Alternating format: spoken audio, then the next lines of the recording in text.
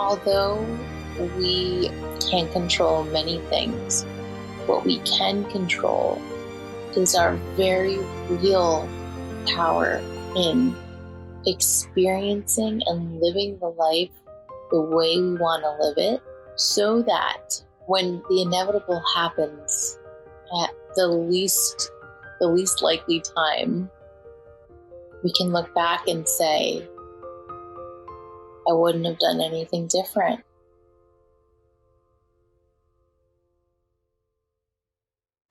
Help Me See is a podcast that redefines the word vision. Through vulnerable and real conversations, my own private introspective ramblings about the things that I think about in the wee hours of the morning, and my deep core belief that your nothingness is your everything, and all you have to do is see. I'm Bianca Mora. I'm your host. I am an educator, a photographic artist, and I believe that your daily photo habit can be the key to unlocking the ability to be more present in your everyday life and live deeper into your intention and purpose. We're not about the small talk here. Grab your coffee, get cozy, and let's talk. Good morning. And I say good morning because it is 12:27 on Wednesday, the day that this podcast drops. And here I am. See, I fell asleep putting my 4-year-old to bed. He loves when I put him to bed. We call it snuggle time. And so much of the time I end up falling asleep, and it is so frustrating, especially on a day like this where I wake up at midnight and I only had a little bit left to do before I set my podcast episode to export. And now here I am. And, I've thought about this.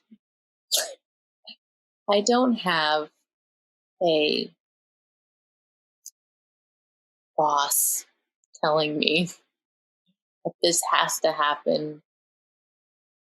I don't have people knocking down my door demanding this. I don't know how many people would be ever so disturbed if this came out late. But, it's something that I made an internal promise about. And this work and this message is something that I don't feel can wait. And I don't want to endanger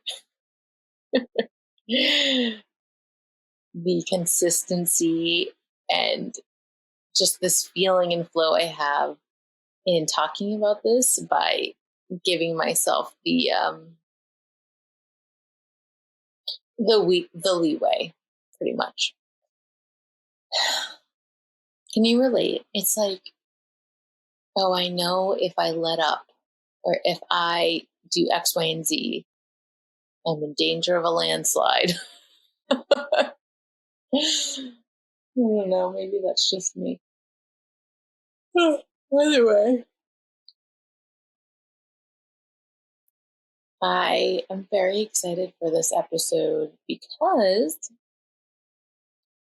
I am giving the audio of my free workshop, Presence Through Photography.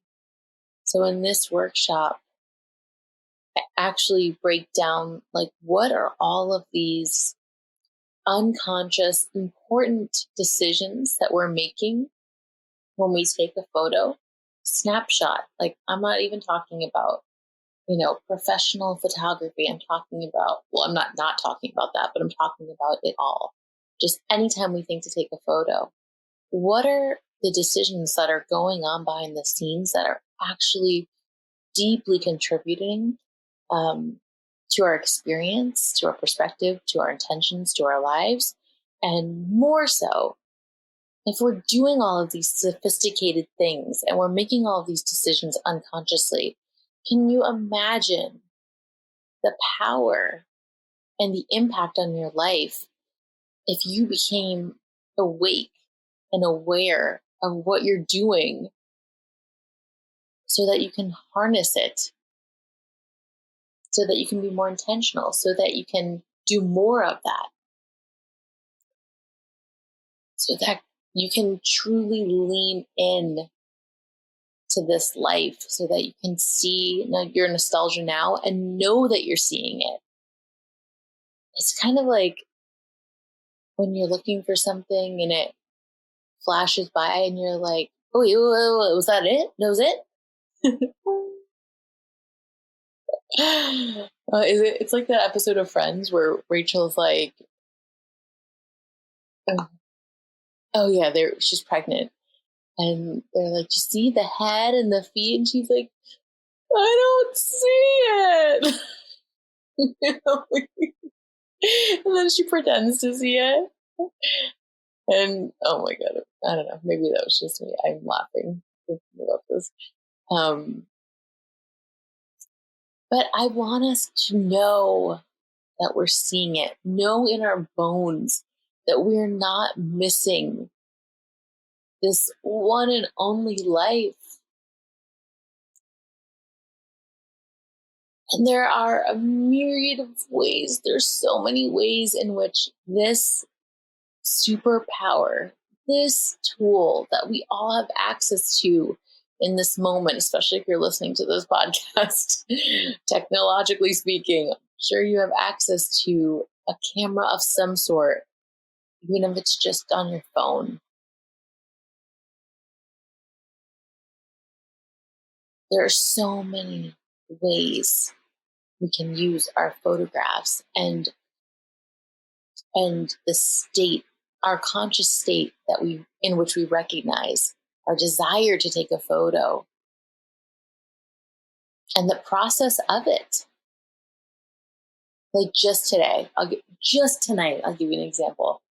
I was in such a frustrated place. I was not giving a shit about my nostalgia now. I was like, oh my God, I'm so irritated. I'm sensory overload. I'm overstimulated. I just wanted to get to bedtime so that I can come down here and do the work that I so wanted to do. And would have been done, but there was like a technical thing that happened. So it set me back. Anyway, so my son is having like this grand old time in the shower. And I was like wanting him to hurry up. And I felt this disconnect. I became aware of like, this is adorable and I don't care right now. I'm frustrated. And listen, I 1000% hold for that too. I am not saying that we need to get ourselves to care or to get in this like sweet place of savoring when we don't feel like it. I think being present to wanting to numb out and to needing space is 1000% the most important thing we can do for ourselves to fill our cups. But in this particular instance, I got curious. I was like, oh, you know what? Let me see if I'm able to come around to this moment. And I took out my camera, my phone, and I started recording him. There's something about the act of looking at what is in front of you through your screen that I think at first glance, people would say, or might say, is a barrier and you're not there. But in fact, not only did it diffuse my frustration in that moment, but it made me look at it through the eyes of a mom who was missing seeing our son be really silly, jumping around the shower. Because he's not always going to act like this crazy little monkey when he has to take a shower or open his mouth to let the water drip in and then spit it out like a water fountain. That's not always going to happen. And when you're putting yourself in the process of taking a photograph or taking a home video, I use that synonymously. You just become so much more present to that fact. So while I do not, once again, I will say this because I find it to be so important. Rose-colored glasses is not what I'm here for. I first and foremost want to connect to my own truth before for experiencing anything or wanting to try to experience something in a specific way. I want to be present to everything that is in the here and now.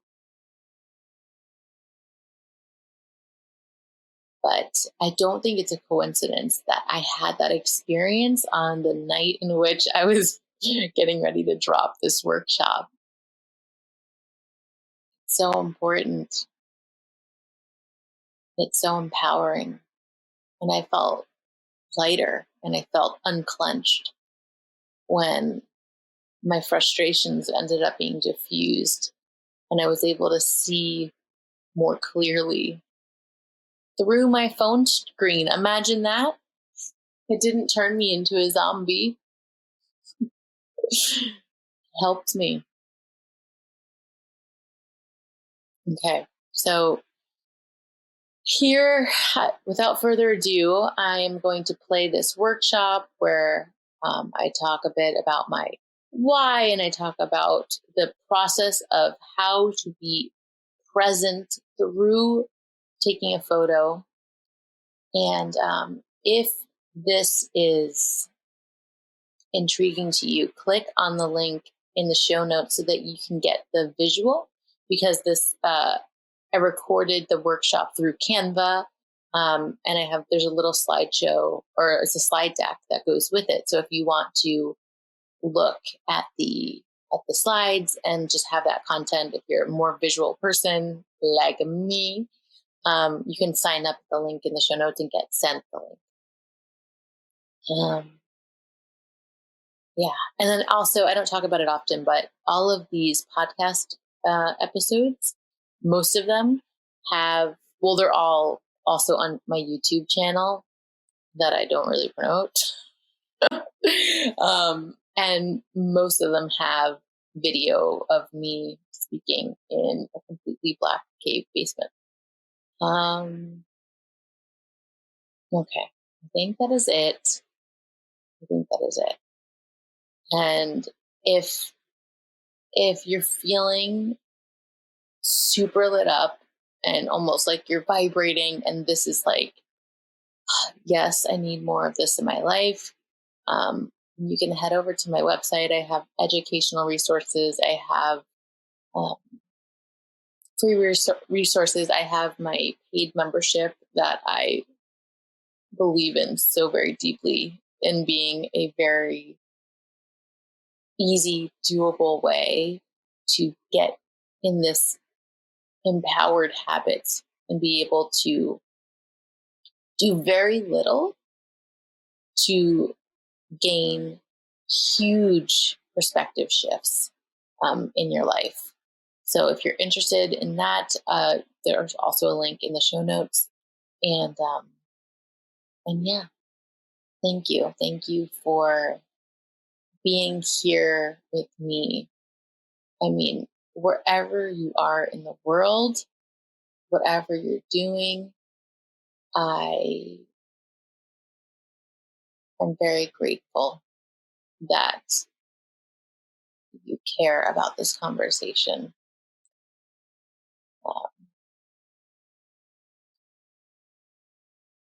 Yeah. Okay, well, it's 12:40, so I'm not beyond crying right now, so I don't. I'm too tired to cry. Okay. I hope you love the workshop, and I'd love to hear from you. If you have any thoughts or something came up, you know where to find me. I'm over on Instagram at Bianca Leah Mora, and Leah is Lea, and that's it. All right, without further ado, enjoy.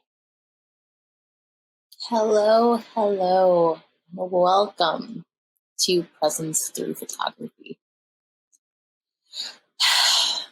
So, why are you here? Why and how did you find your way to this super obscure, odd class? Odds are, I'm willing to bet that you are a sensitive soul who has a yearning to make this life count. I think there's a special strain of people that are willing to lean into the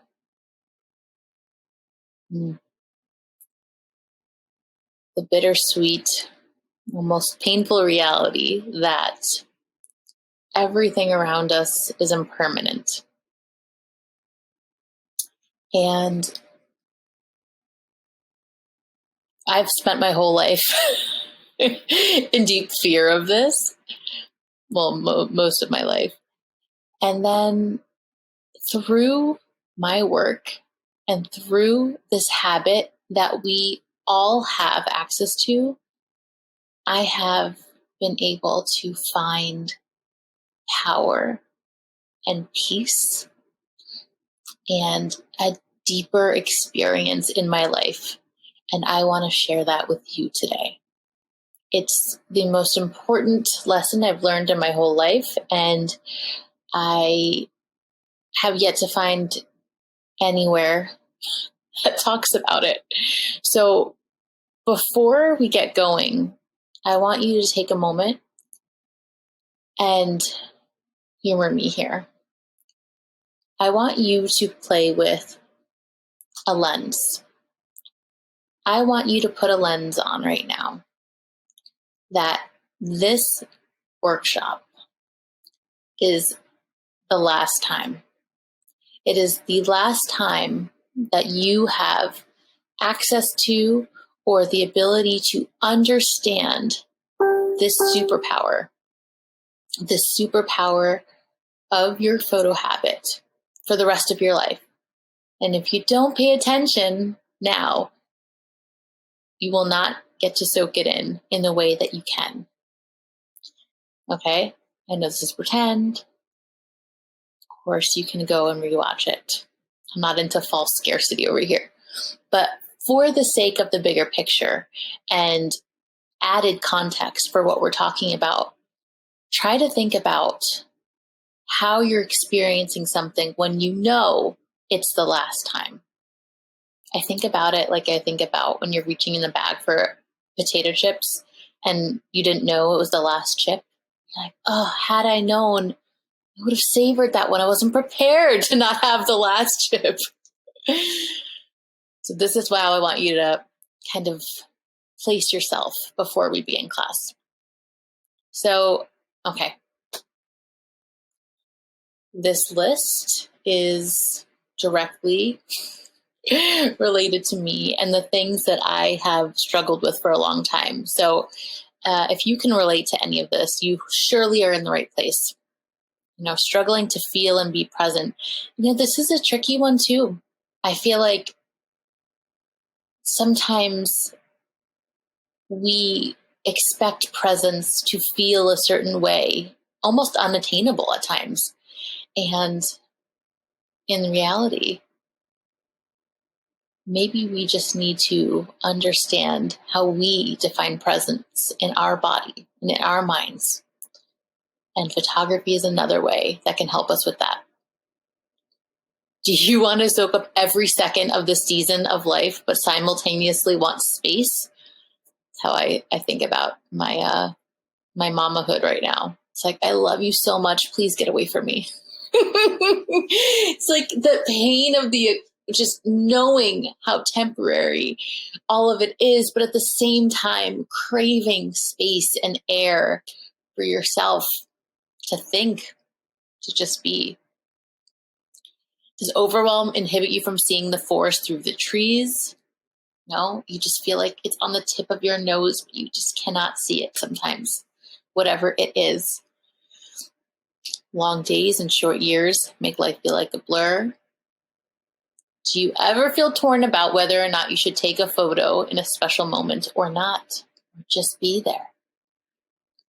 This is especially for you if that's what you struggle with. And then, do you have a strong desire to live an intentional life? So if any of these are relevant to you, I am so happy you're here. So happy. Okay. Your photo habit can help you live more of your life. I 1,000,000% believe this.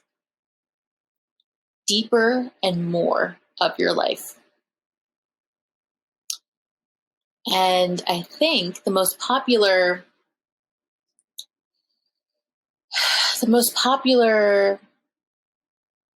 topic that comes up around this is the idea that taking a photo is some gluttonous act.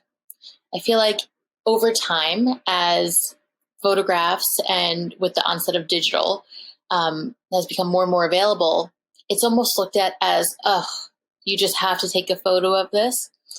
And, in some cases, that could be the case.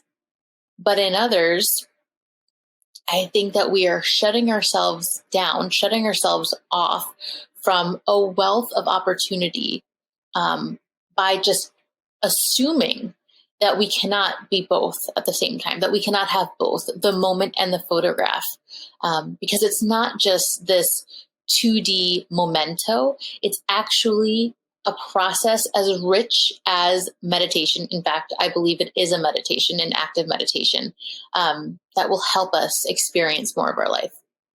So presence and photography, when we allow them to coexist, it opens our world. So this is Dorothea Lange. She is a famous photographer. And this quote, these few quotes from her, I feel like really help illustrate this. The camera is an instrument that teaches people how to see without a camera. And that's the whole point of this whole lesson. To give you a quick sneak peek from down the line, what we're going to talk about, whether or not you actually take the photo is almost completely besides the point, I would say, because the fact that you even thought that you would want a photo of it, that's golden. We're going to get more into that later. While there is perhaps a province in which the photograph can tell us nothing more than what we see with our own eyes, there is another in which it proves to us how little our eyes permit us to see. Photographs are very constrained in some ways. It is what it is. We took a picture of what we took a picture of and it's stopped. It's time frozen. But in other ways, it's this transcendental, magical, unicorn creation that although it's frozen, it gives us the ability to revisit it with new eyes over and over again and have deeper and richer and more diverse interpretations of that one specific moment that is gone forever. I have goosebumps just thinking about that. I talk about it all the time.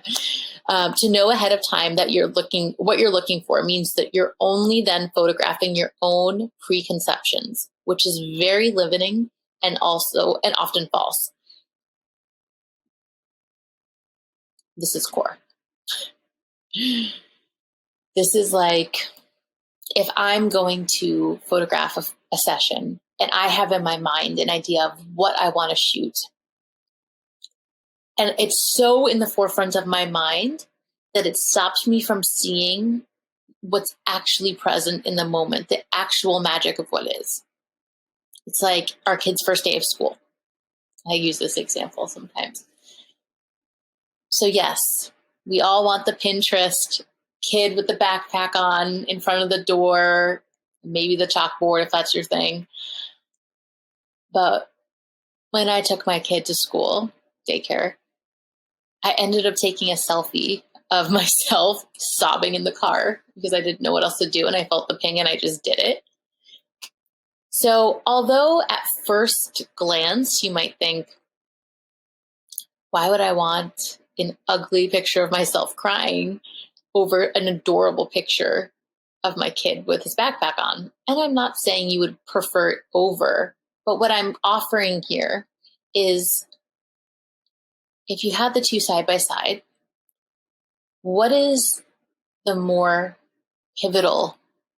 What is the more honest? What is the deeper and richer representation of that moment in time? It's you. In my opinion, it's you. The power of your face showing that emotion with your baby walking away from you is something that serves as gorgeous proof of your love from a time before your kid was even able to remember that experience.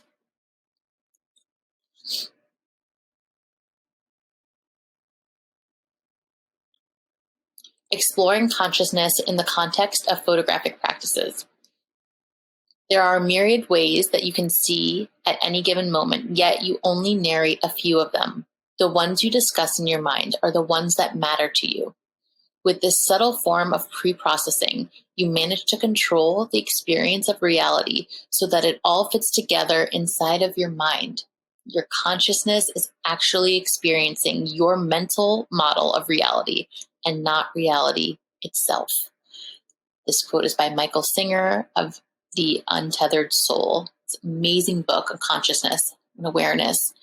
And I wanted to include this quote because I deeply believe that your photo practice is tied to your consciousness, is tied to being able to witness yourself from your seat of consciousness if you let it. All right, we're about to get into the good stuff. But first, who the hell am I? I am a photographic artist. I'm an educator. I'm a podcast host, graduated with a BFA in photography and digital imaging. My work has been nationally exhibited with a core focus on intimate family portraiture and multimedia. I've spent the last 20 years documenting moments for myself and others. And if I had to distill it down, I'd say I help you see the nostalgia in your now, harness your vision, and live with intention by reimagining your daily photo habit. I do this all because it's the most important thing I could ever dream to do with my life. But more importantly than the type of resume bullet point blip over there is the fact that at 11 years old, I pretty much had my first panic attack, coming to the realization of death. And I just got caught in this loop of nothing, just nothing. And I just kept thinking, my favorite bands, my favorite color, my parents, my little sister, my favorite anything, it doesn't matter, nothing. Eventually it'll all turn into nothing. And it really rocked me. So I became obsessed with documenting and saving and creating things with meaning. I viewed everything through a nostalgic lens with a deep desire to make it count. I would save my mom's grease-stained lunch notes, every single one of them. I would buy wooden boxes from Michael's and line it with my, disposable camera pictures that I've taken at concerts and of friends that I really loved. And I would always just make things because I couldn't articulate with words what I wanted to say and my feelings for people. So I would just use the only way I could, which was visuals. So I had been doing this my whole life. And the weird part is I had been living in fear of nothingness while doing this practice to try to work through it unconsciously. But I had never really experienced a loss. And it always almost pissed me off about myself. I'm like, why am I so beholden to this? And almost like I felt like I didn't have the right to be because I hadn't experienced a significant loss or pain. And I was inflicting it on myself ahead of time, right? But I was born with the sensitivity, and it's just what it was until in 2021 with the very, very, very sudden and unexpected death of my beloved dog, my first baby, my dog Tyson. So at that time, when I was grieving, I still am grieving, I'll forever be grieving. I realized that my process for living, the way I was living my life and the way that I was documenting it, served a higher purpose. I went back in my hard drive and I was looking at all the photos I took, and I realized that all of the ones that I was clinging to, all of the ones that actually brought a smile to my face of any sort, were the mundane nothingness photos, the cell phone photos, the blurry, the ones that he was making a stupid face in. It wasn't the gorgeous portraits, regal portraits I had of him. It wasn't the ones where he was perfectly sitting looking at the camera. It was the shitty ones.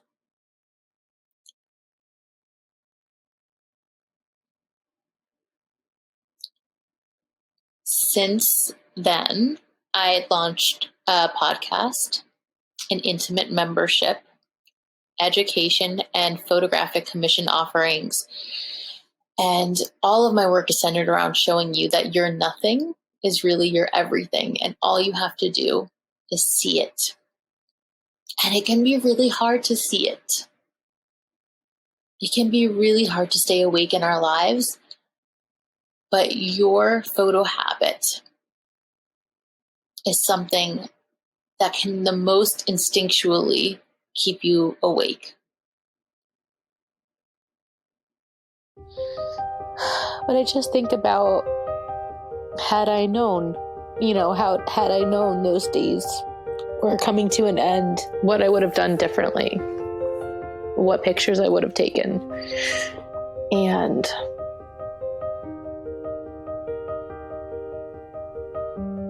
we can't really do that to ourselves, right? It doesn't help anything to get frustrated with yourself over what you don't have. But this is a huge reason why I'm doing the work that I am and creating the education around what I'm creating, in that if we are living our lives in a more intentional way, there's less room for this feeling of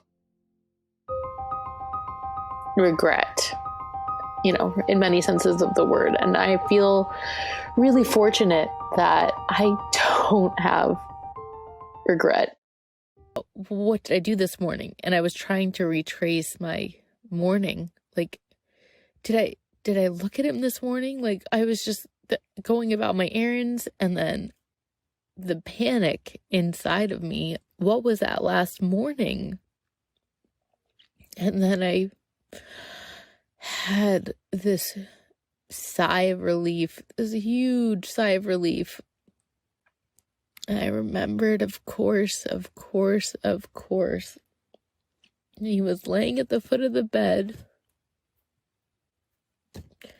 and laying and staring out the window.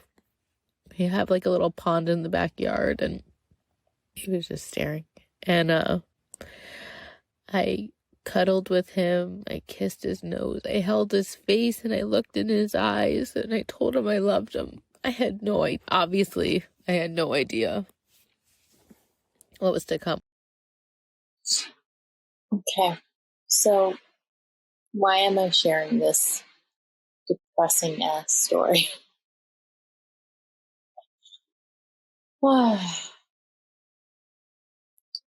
It's because I need to say it.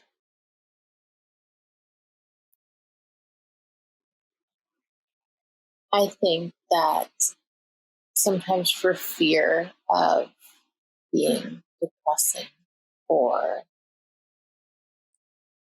you know, dragging people down, we can hold back. And really, I don't know that there's anything more important to say than the shakeup of we 99% of the time don't know when our last time is with many, many things.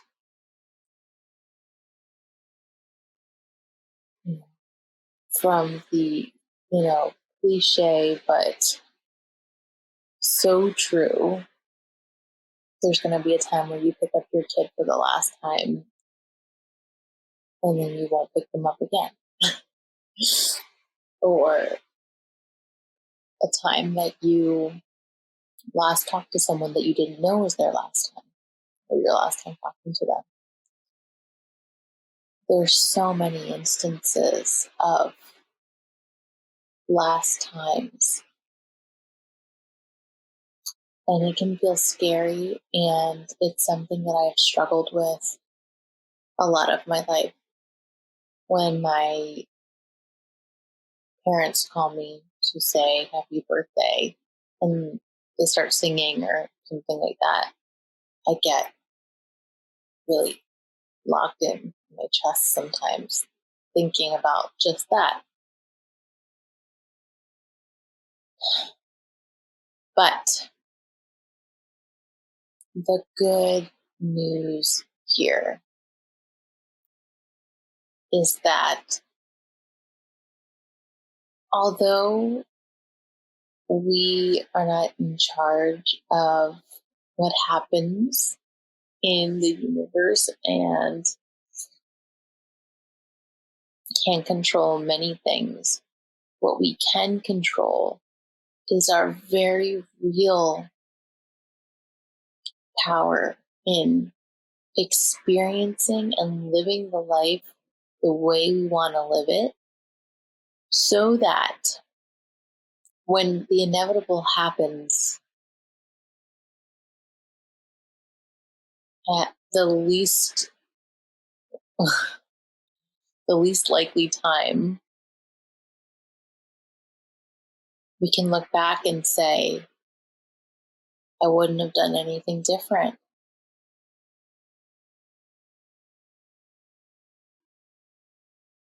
That sentence, the feeling of this immense pain when I lost my dog, like my heart was ripped out of my chest. And it's almost like a given when you experience that. I felt like, oh, here it comes. Here's the big old shoulda, woulda, coulda. And it was the most, I don't even know what the word is, like freeing, but also not in an exhilarating way because it was a terrible time. But to know that something was that important and I didn't have any regret. There was nothing that I could say, oh, I wish I knew how important that was at the time, because I looked at him with the eyes of nostalgia. I looked at him knowing I couldn't kiss him more and I couldn't hug him more and I couldn't pet him more. On the day that he left us, I had that very deep, intimate moment with him, telling him how much I loved him when I had no idea what was about to happen. I think that he is the vehicle that made me more aware of the person I wanted to be in life. He drew this sacred intentionality out of me, and I was able to become awake to that and aware to that through my photo taking habit as well. And with him, although I took so many home videos and pictures with him and of him, a lot of that was also without taking the photo. Like, I have an obscene amount of photos with him, but also plenty of times I chose to not. But I always thought, oh, to have a picture. Oh, my phone's not close, so I can't take a picture of this sweet moment. Oh, it was always there, heightening my senses so I can drink up the moment more.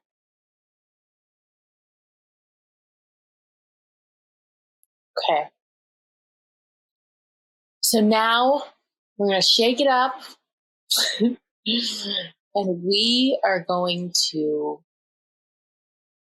step into our seat of power in this situation. But first, we have to personally go a little bit deeper. So,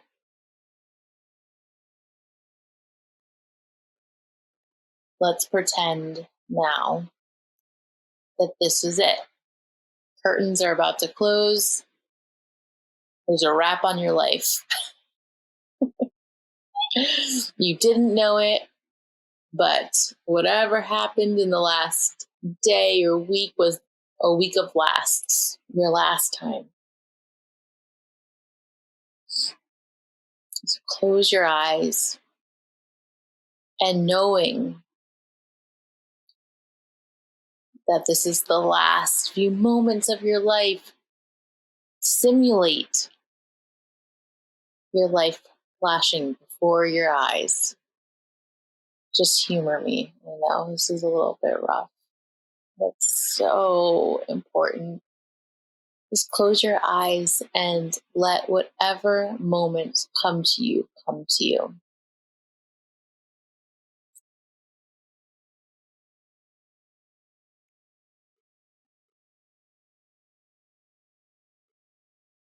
What do you see?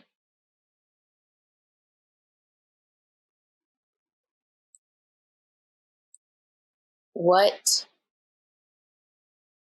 is the most quintessential visual moments that come to you and define the life that you've lived and what is most important to you and what is coming up?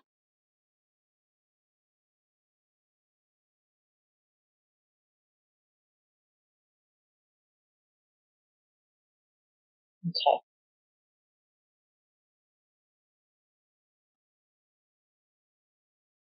So I want you to open your eyes. And I know that wasn't a long time, but let's just operate from here. Write down what you saw. Write down what came to you, what thoughts came to you.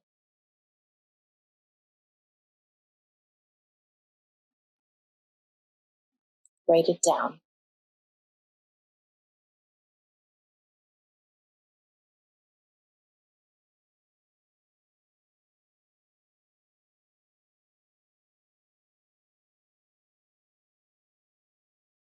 We see our life in moving images, in real time and in reflection. What is at the core of what you saw? Did something surprise you? What didn't surprise you? You're like, of course I saw that. Did you recognize all of it? Did you find a common thread? What is the common thread with everything that you saw?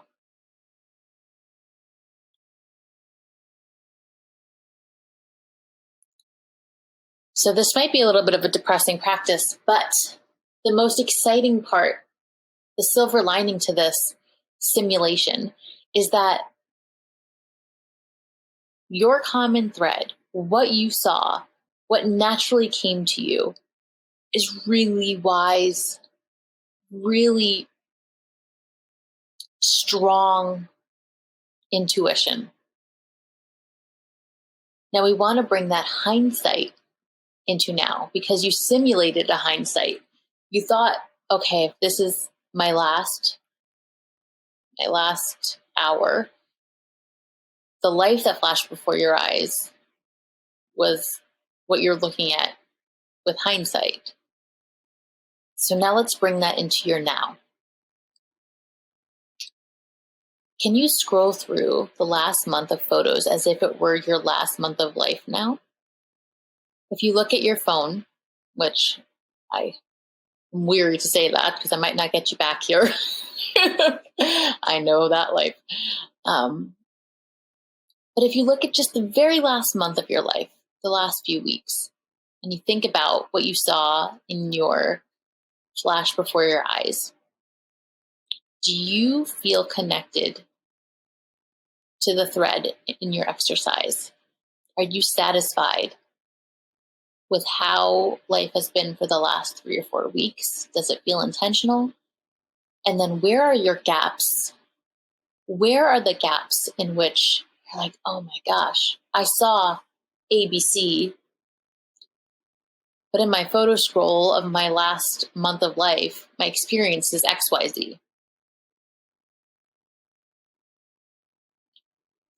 And I want you to refrain from judgment here. There is no good or bad, right or wrong, should or shouldn't. It's all just something to notice. It's all breadcrumbs of your history.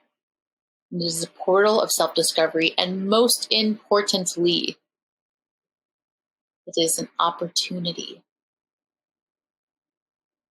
This is a huge opportunity. See, taking a photo is not an act of gluttony. It is not, oh, I can't just be here. I must save it. I must save it. The act of taking a photograph is an acknowledgement, it's a gratitude, and it's reverence for the moment before you.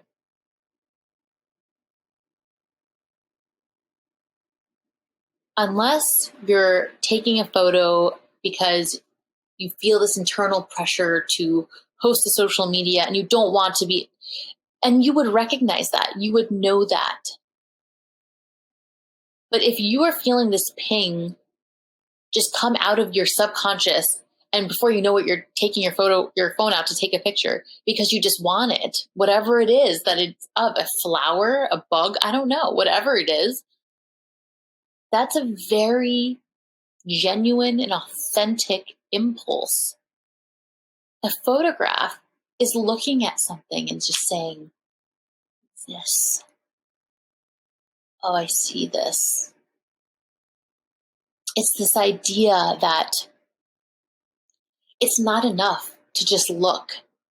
It's not enough to just be, I value this so much. I just want to participate in it in some way. I want to engage in it in some way. This, whatever is in front of me, it woke me up. Think about all the things in your life you don't take a photograph of every single day. So how can we powerfully shift our lens? Your everyday photo habit doesn't have to feel like a burden. It can be a tool. It is not a barrier to your presence. It is an opening to experience your presence more. And especially for my mamas, with some exception. It doesn't have to be this heavy responsibility. It can be an opportunity. A lot of times I hear that I'm always the one taking photos. I'm never in the photograph. And there's a whole nother tangent on that. I actually do have a free challenge on that. Feel free to ask me for it, and I'll send you the inbox challenge for this. But I'm about to break down how your photo taking can really help you be more present. So there's 4 steps here. There's the thought, it's that impulse to take a photo. There's the decision to take the photo or not. That's not the question. Actually, doesn't really matter as long as you listen to your gut. The experience, how to intentionally photograph, and then the gift, transform and reflect forever and ever and ever. Okay, let's dive into it. So first, the thought, the most important one in my opinion, to recognize a moment. Ping.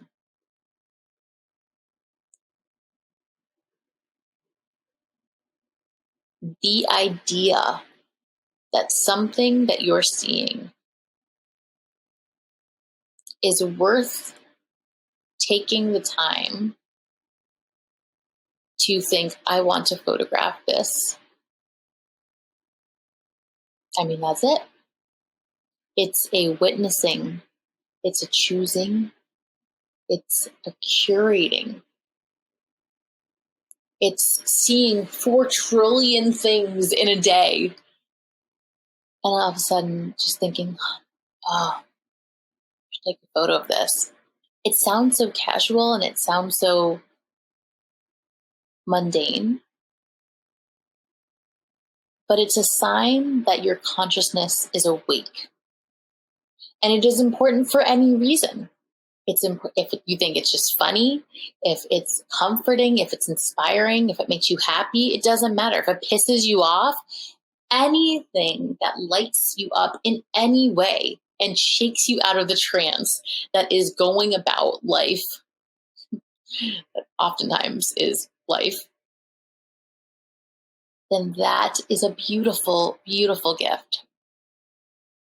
The thought of picture perfect, or I need a photo of this, signals a deep understanding of the beauty of the moment with our natural inclination of wanting it to last longer despite our knowing that it cannot. Right?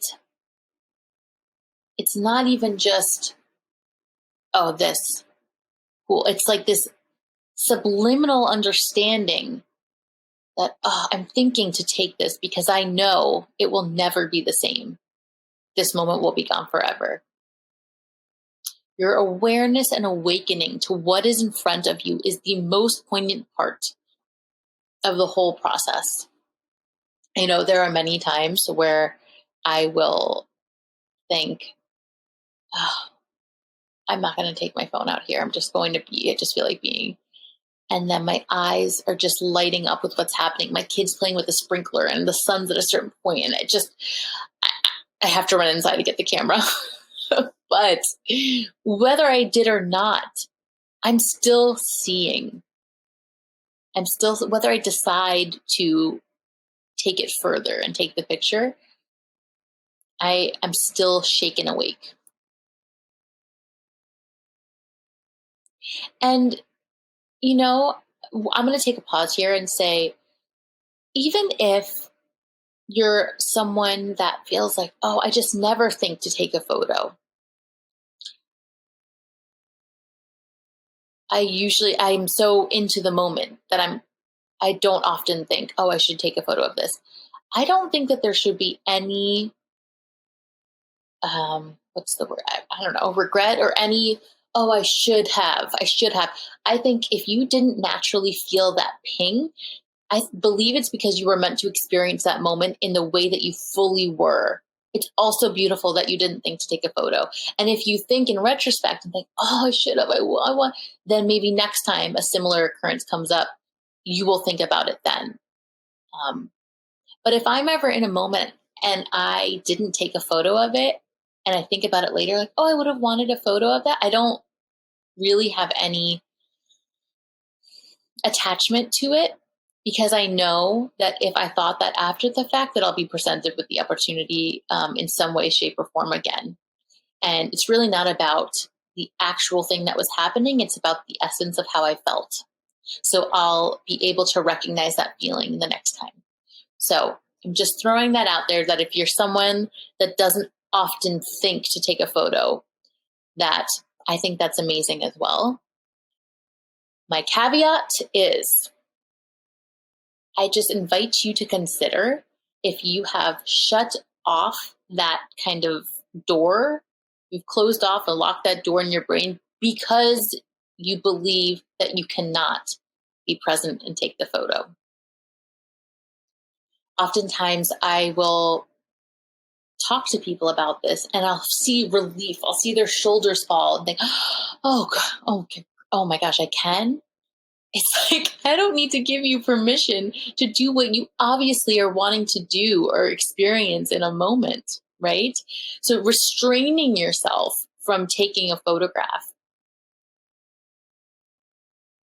isn't necessarily a noble thing, because you're really stopping yourself from experiencing the moment the way you want to and the way your core wants to engage in that moment.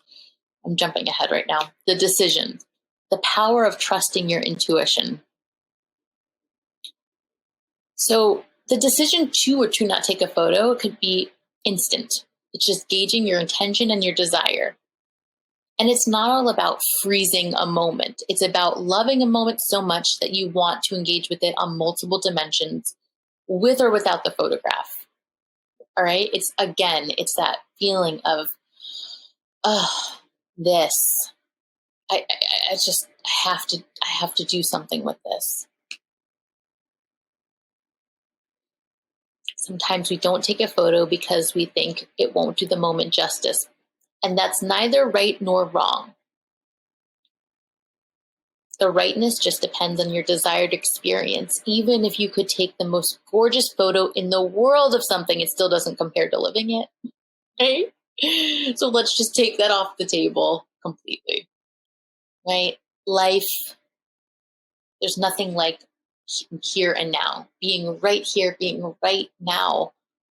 I am so grateful that you are right here and right now with me, that we could talk about this mind-blowing thing that I find that I live my whole life with. And you're choosing to do this with your time. I feel like this is such a gift for the rest of your life. I'm so excited. But in any moment, considering the past or thinking about the present, nothing compares about being here now. So we're talking about this idea of the photo habit supporting and really fostering the experience without the expectation of the camera or the photograph making something worth it, because nothing is more than just being here now. Choosing not to take the photo is finding more peace in just being and knowing that we are okay without saving a visual proof of the moment. Choosing to take the photo is the equivalent to leaving a breadcrumb that you can come back to later, and an opening to revisit the memory and feelings of that moment. And that opening comes in many, many forms.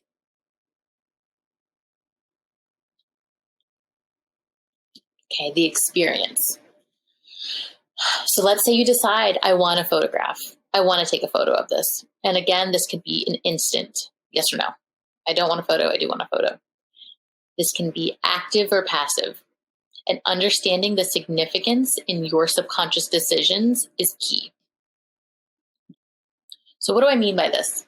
Active or passive? It can be something that you don't even know that you make these decisions every single time. What I'm going to talk about, please do not feel like I'm speaking specifically to professional photographers. I'm not speaking to them, but this is something, the casual family life snapshot is involved in all of this.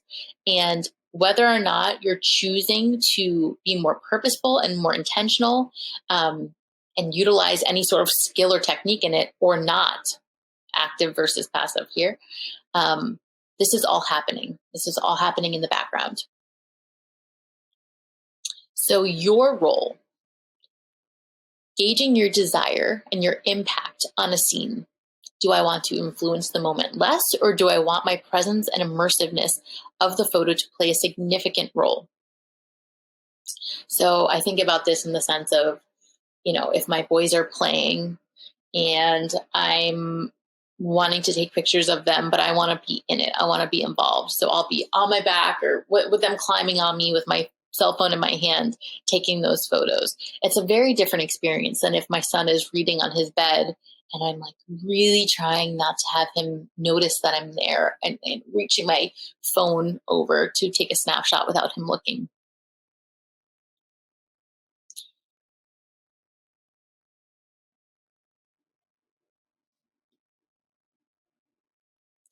Your role in taking a photograph is something that completely influences what it is you're seeing later.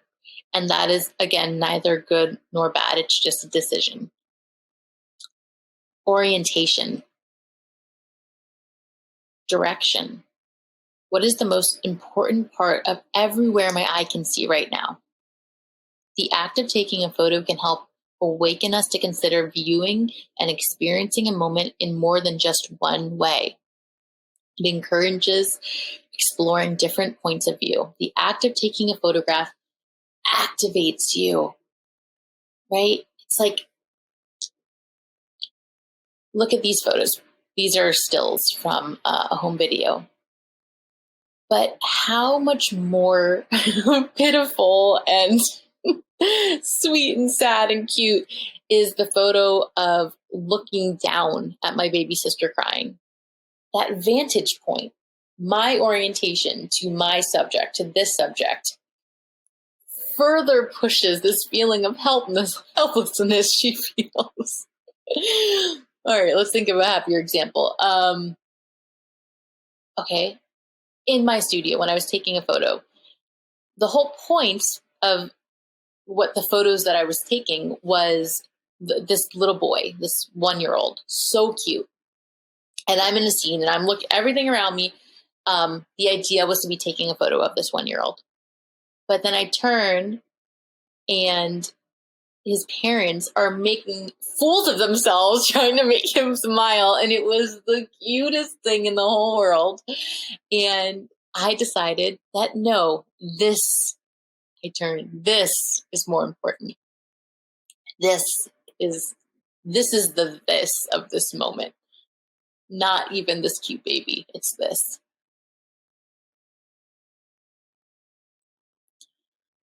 Framing. Okay, but what about this? Distill it down more.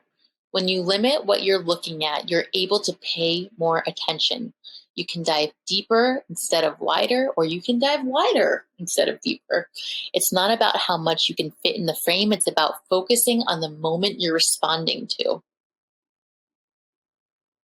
I think about a picture I took of a little baby's foot, right?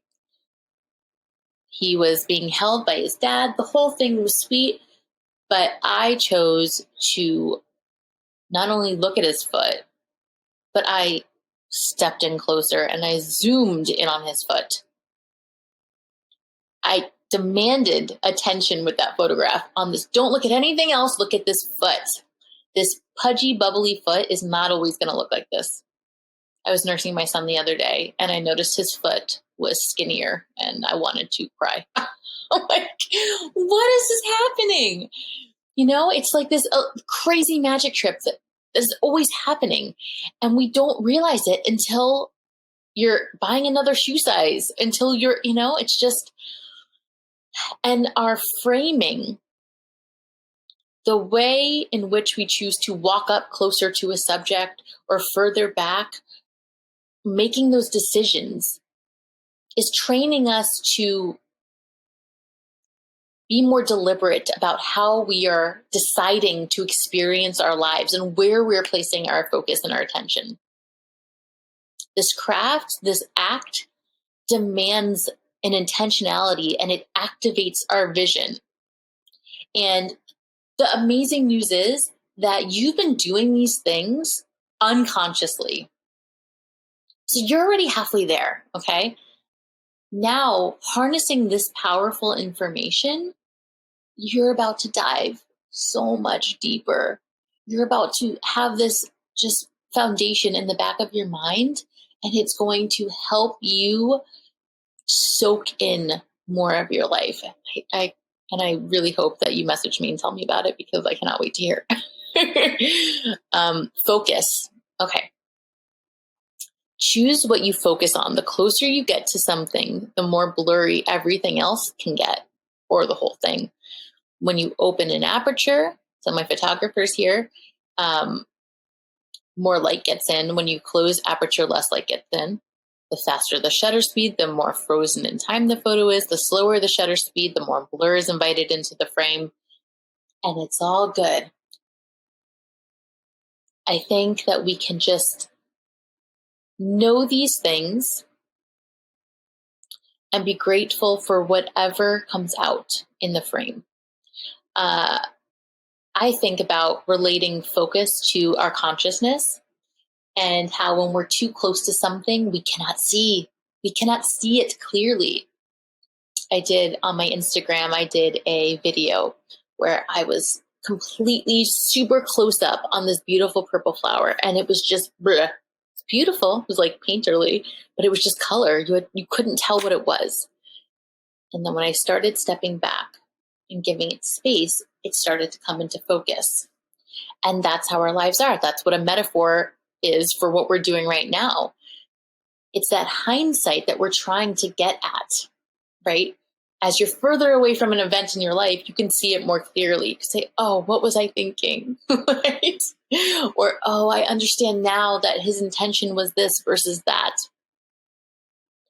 So we're trying to bring that 2020 hindsight closer, and think about it in terms of a way that's super accessible in the act of taking a photo. If you can bring your sight into focus and step back clearly and be able to separate yourself a little bit from what's happening and view it from your seat of consciousness, I'm going a little bit deep here, then you're able to understand more of your nostalgia now, of your sweet moments of the thisness of your life now.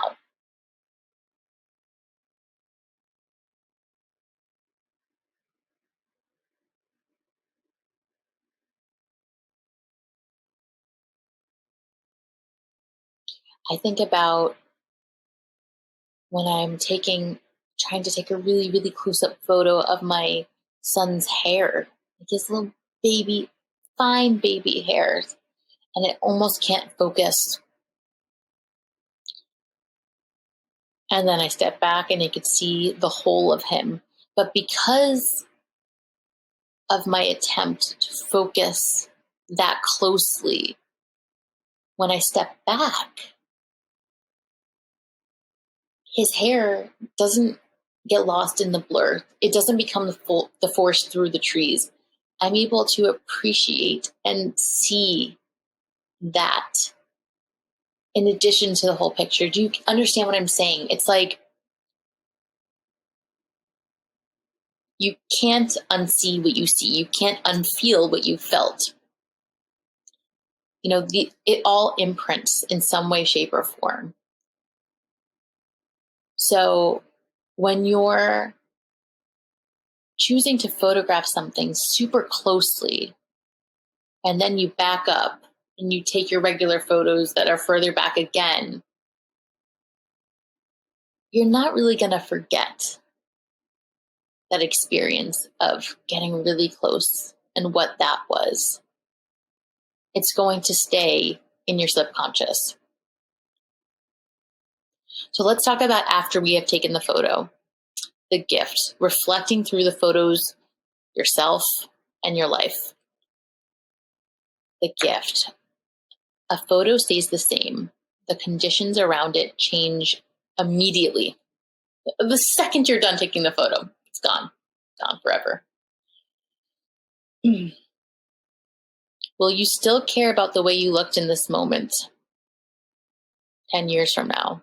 Will you still feel the same that you felt 10 years from now? Will everyone that's in the photo or was around during the photo being taken still be here, or has that changed? I think about permanent action versus temporary feelings. I feel like there's always someone, maybe it's you, maybe it's a family member, that always tries to avoid the camera and get out of the way of the lens because of one reason or another.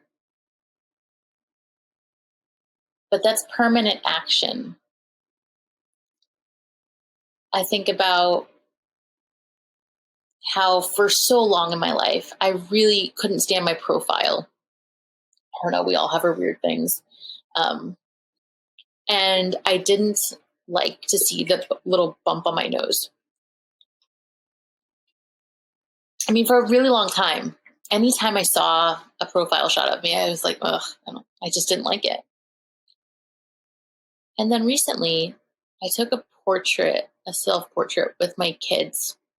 And it was actually it was it's the picture I used in the first slide. Direct profile shot. And not only did I all of a sudden not give a shit, I liked it. I really liked it. And it made me feel powerful. What if I spent my whole life avoiding that angle, or deleting photos of that angle of myself? For what?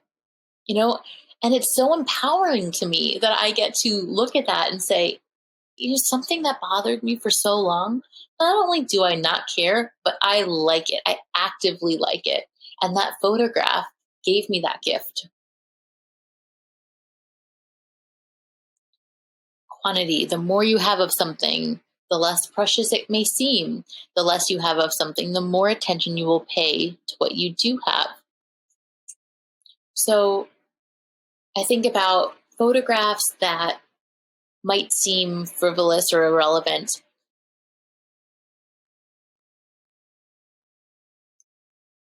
Or just all in all, not that important. But if the thing that you're photographing is no longer here, and the opportunity to take a photograph of that is gone, all of a sudden the few photographs you have become very precious in an instant. And I find this fascinating. I had a great uncle. It's actually like a second or third cousin. So sweet. And I had only seen him a couple times, but I had a few pictures of him, but I had never really thought anything of it. Never even really remembered the pictures I had of him. And then he passed, and I went like rifling through my photo scroll and my archives to find these random haphazard photos I had of him at some event. And they became very important. And I sent them to his family just so they would have a picture. And what a gift. They never had seen that before. There was no real reason for me to forward them to them. But this idea that you could have photographs of someone that is someone else's heart and life, and you can send them to that person and they're new. Right? This idea that when someone's gone, it's like there's nothing new to happen. But photographs are these nuggets of magic that can be forgotten about because of our memory and rediscovered. And it's like a breath of fresh air. These gifts of moments that meant everything in a moment, but inevitably get blurred because of life and craziness and overstimulation and time, but they're still there. They're these opportunities of comfort and growth and transformation. See, savor, and save. The more you notice what you notice, the more you listen to your pings, the more you will see and create an intentional life. It's like when you're driving and someone says, red car, where, they see red cars. You see red cars everywhere. When you know and you're more awake to what your soul wants to see, you're more awake to your pings, you will see more of those moments. And the compounding effect of this, with this practice, we have a visual and physical way of processing our inner and outer worlds. It is an active meditation and a wealth of self-discovery. A visual and a physical way of processing. Bring 2020 hindsight into the now. The practice of your photo taking keeps you intentional in your life and enables you to see more of your moments. It enables us to witness ourselves in a new way. Photographs help you gain the wiser, elevated perspective sooner than you might otherwise attain it. The ordinary now becomes extraordinary later, and we can bridge that gap. Think about when I had severe postpartum depression after my first child, and the photographs that I took when I was feeling like shit, I just felt this urge to take selfies of myself in the middle of the night when I was just completely gone with tiredness and exhaustion, and I didn't recognize myself or my life or my brain. And I also taken, the cliche photos of, okay, put on a face and take a family portrait, for the grandparents or whatever it is. And when I look back at those photographs, when I look at the ones that I had makeup on and I was smiling, it makes me wildly uncomfortable because I remember what that felt like. And I see the distinct mismatch of like what I was trying to portray and remembering how it felt. But when I look at these photos of me looking like complete shit and just looking like I don't even recognize myself, it's given me so much comfort and compassion for myself. Like, I see how far I've come. It gives me this anchor point to orient myself to and understand what I used to feel like and what I feel like now.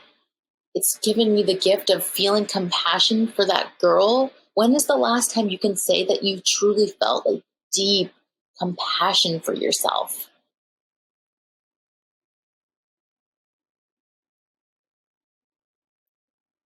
Like, look at old photos of when you were a little kid, especially if you have kids now. I mean, just think about that little girl that is you, that little boy, that little child that is you in the context of the children that you have or your nieces and nephews, or, you know,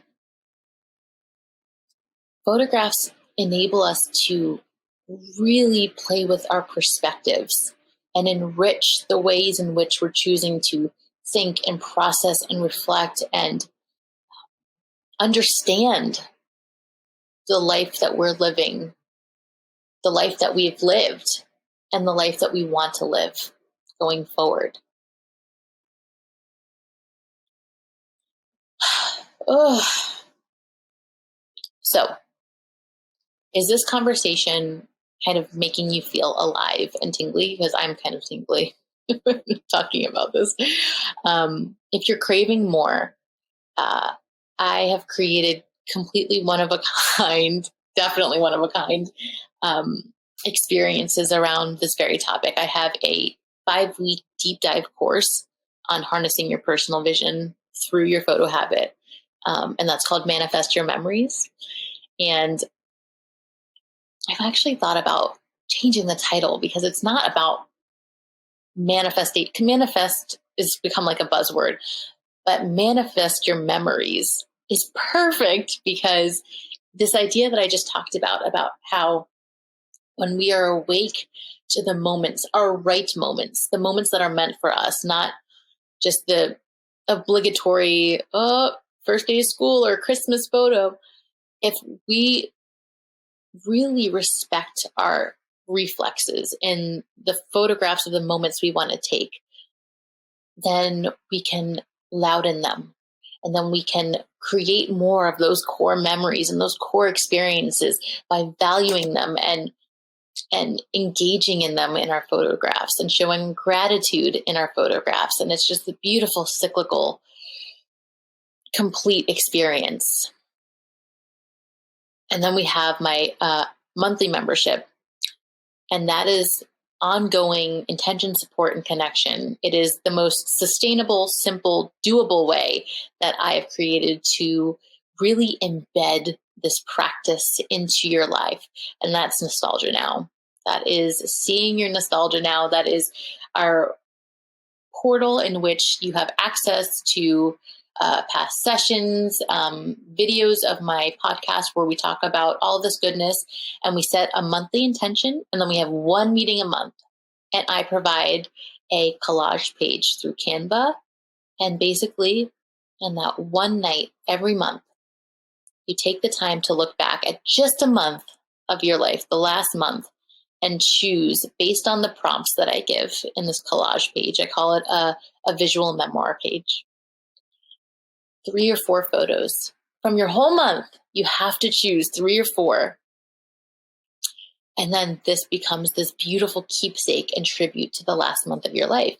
And then we have basically like an adult show and tell, and we all go around and talk about the pictures we chose and why, and the whole experience. And what I love so much about the compounding effect of this practice is that we're able to come awake. We're able to really understand the life we're living versus the life that we are experiencing and the life that we're wanting. And we're able to more closely hold to intention and pivot versus, 6 months down the road thinking, oh my gosh, I said I was going to do this. Where has the time gone? I think about sometimes I'll feel like, I feel very disconnected from my partner. And then I'll look at the last month of images and he's not there. And not to say that in order for me to show connection or care, I must have a million photos of him, but I don't think it's a coincidence that if I'm feeling disconnected and then he doesn't show up in my very, very casual and upheld photo habit, then there's something there. So it really helps us to get that bird's eye view of our lives and of ourselves and understand, and witness ourselves taking the photos, witness like, it's interesting that these are the photos of the last month of my life. Why is that? So my gift to you is integration. So if you've made it through this whole class and you are lit up and you are loving this, I am going to send you a link and invite you to drop in to one Nostalgia Now session for free so you can experience the goodness of it. If we want to imprint this practice, integration is key. So we have our meeting once a month. And if you're interested in learning more and you actually just want to dive in, just send me a DM or check out my website and we can talk more about it. Okay. I thank you so deeply, so much for taking the time out of your precious, precious life to be here with me and to learn about this. And I would love to hear your experience. If you ever want to share, if something comes up or you have questions about this topic, feel free to DM me. I love voice memoing. And if you're curious more about my work, I offer one-on-one mentoring. Go to biancaliamora.com and just explore. Okay. I wish you all of the luck in your new harnessed vision activity, your daily photo taking. Enjoy.